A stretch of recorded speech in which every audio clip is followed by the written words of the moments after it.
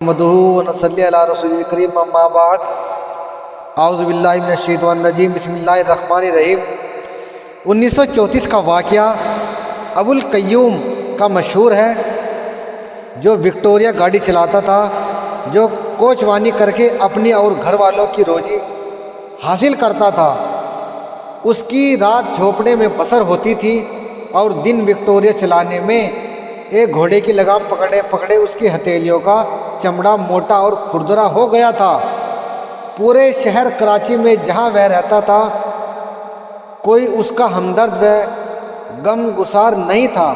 اگر کوئی اس کا دوست و شناسا تھا تو اس کا پیارا گھوڑا موتی تھا۔ عبد القیوم کو معلوم ہوا کہ ایک شخص نے اپنی کتاب میں سرکار اقدس صلی اللہ علیہ وسلم کی شان میں گستاخی و بے ادبی کی، جس پر مقدمہ چلا رہا اور آج اس کی تاریخ ہے۔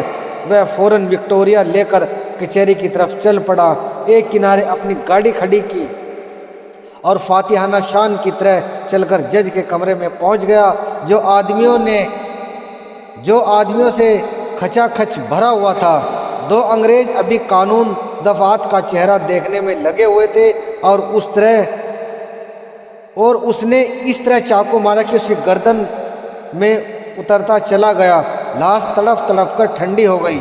ابو القیوم نے بغیر کسی محاجمت کے اپنے آپ کو پولیس کے حوالے کر دیا۔ ابو القیوم جو اپنے ہی شہر میں اجنبی تھا اور کوئی اسے جانتا پہچانتا نہ تھا، تھوڑی ہی دیر میں صرف کراچی نہیں بلکہ پورا ہندوستان اسے جان گیا تھا اور سارے مسلمانوں کی محبت کا مرکز بن گیا۔ اس کو ضمانت پر چھڑایا گیا اور مقدمہ شروع ہوا۔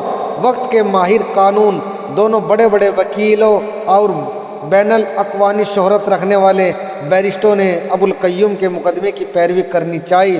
اس نے کہا کہ بس اپنا بیان ذرا بدل دو، ہم تمہیں بچا لیں گے۔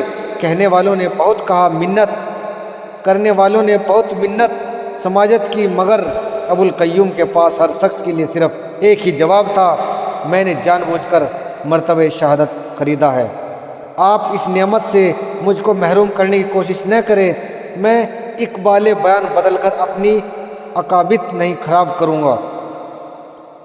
میرے محترم دوست اور بزرگوں، ابو القیوم کی رہائی کے لیے مسجدوں میں دعائیں کی گئی، عورتوں نے منتیں مانگی اور کوڑوں کے لرزہات نوجوانوں کے دل اور بچوں کی اداسیوں کے مالک حقیقی نے اس کی زندگی کی بھیک مانگی۔ مالکی کی حقیقی سے اس کی زندگی کی بھیک مانگی، سب نے دعائیں کی، مگر ابو القیوم ہی کی تمنا پوری ہوئی۔ قانون کے محافظوں نے اس کی موت کا حکم سنا دیا، وہ موت جس پر ہر دل غمزدہ اور گھر کا ماتم کدہ بنا ہوا تھا، جیسے ہی اسی کے گھر کی المیہ ہو۔ پھر جب ابو القیوم کا جنازہ اٹھا تو اس میں 25 لاکھ سے زیادہ آدمی شریک ہوئے اور چھتوں اور بالا خانوں سے عورتوں آنچلوں سے آنسو پہنچتی تھی اور پھول نچھاور کرتی تھی۔ کراچی کی تاریخ گواہ ہے، اس سے پہلے بھی شخص کے جنازے میں اتنے انسان شریک نہیں ہوئے۔ پھر یہ انسانوں کی تعداد تھی جو 25 لاکھ سے زائد تھی، فرشتے کتنے کروڑ تھے۔ پھر محبوب کائنات صلی اللہ علیہ وسلم نے کس پیار و محبت سے ابو القیوم کو خوش آمدید کہا ہوگا، اسے کون جانتا ہے۔